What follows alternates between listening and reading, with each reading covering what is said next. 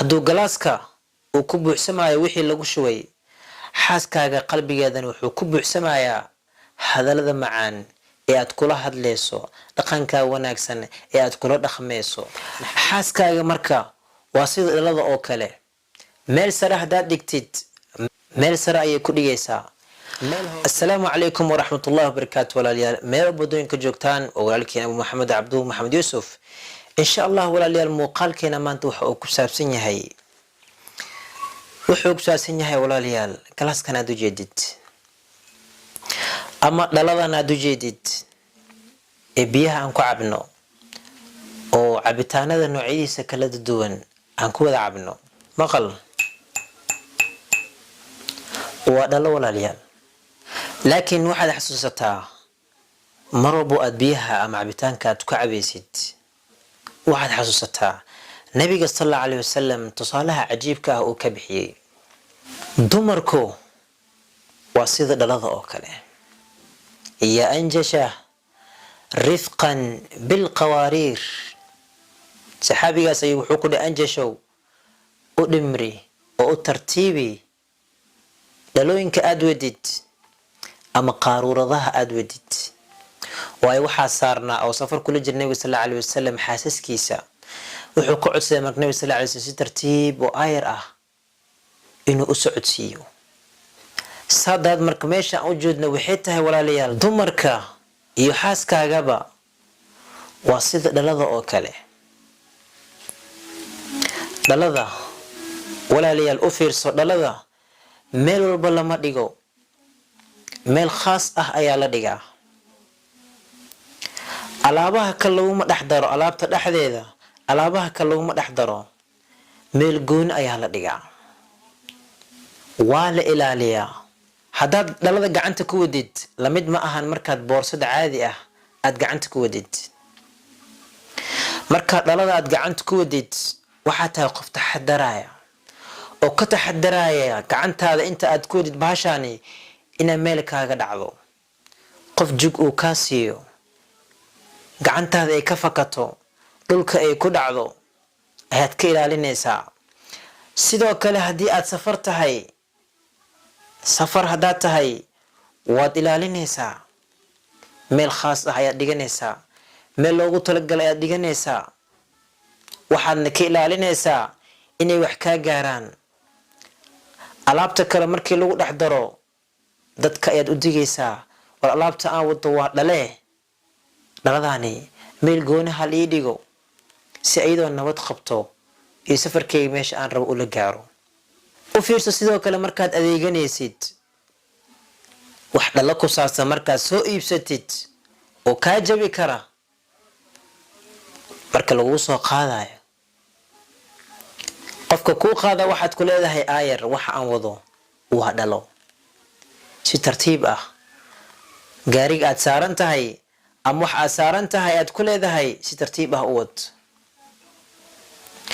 walaalayaal dhalooyinka way ka duwan yihiin alaabta oo dhan saadaadad marka xaaskaaga iyo dumarkoo dhan waa sida dhaladaas oo kale waxay kaaga baahan tahay xaaskaaga marka inaad ilaalisid qalbigeeda inaad ilaalisid dareemaheeda inaad ilaalisid wax walbo ayada dhibaayo inaad ka ilaalisid sida aad u ilaalinaysid dhaladani dhibaato inay soo gaarto uga ilaalinaysid oo kale ayaad ayadan uga ilaalinaysaa dhalada walaalayaal waa shay si dhaqsi ah uu ku jabi karo haddana waa shay qurux badan oo dhalaalaysa oo la doonaya inaad aad u ilaalisid si ay kaaga jabin hadday jabto sidii hore kuuma soo laawanayso oo dhaladii hadday kaa jabto hadda galaaskaani haddaan dhulka aan ku dayayo wuu kala jabayaa saadaadad marka waa kusoo celina haddaad dhahdid sidii hore kuuma soo noqonayso xaaskaagana waa sidaas oo kale waxaad ku ilaalin kartaa marka xaaskaaga hadal macaan badan dhaqan wanaagsan qalbigeeda waxaad ka buuxisaa hadallo macaan ay mar walba xasuusanayso nolosheeda inta ay nooshahay. waayo hadalka wanaagsan ee macaanka badan oo ninka xaaskiisa uu ku dhahayo runtii ma ilaaweyso. si wanaagsan oo dhaqan iyo asluub wanaagsan ay ku jirto haddaad kula hadashid mar walba xaaskaaga kuma ilaaweyso. hadalladaasi macaanna aad mar walba u isticmaalaysid qalbigeeda ayaad ku hananaysaa, qalbigeeda ayaad degaysaa. haddii qalbigaaga ay degtana qalbigeeda ayaad milkisay. hadallada macaan ku dadaal, sidoo kale dhaqanka wanaagsan kula dadaal. wacaashiruuhunna bilmacruuf, kula dhaqma xaasaskiina dhaqan wanaagsan. saa daada marka dhalada u fiirso, sidaan haddaan u qabsado oo waan socona aan dhaho, waxaa laga yaabaa isla markiiba inay iga dhacdo. dhaqdhaqaaqayga farbadnaanshihiisa darteed inay ku dhacdo ayaa laga yaabaa. see u qabanaya marka? sidaan ayaad u qabsanaysaa, labadaada gacan ayaad ku qabsanaysaa. waxaa rabtaa inaad la socotid, labadaada gacan sidaan ugu qabso, la soco. kadibna adigoo ka taxadaraya inaadan kufin, inaadan dhicin, oo si taxadar leh aad ku socodsiisid dhaladaani aysan kaaga dhicin.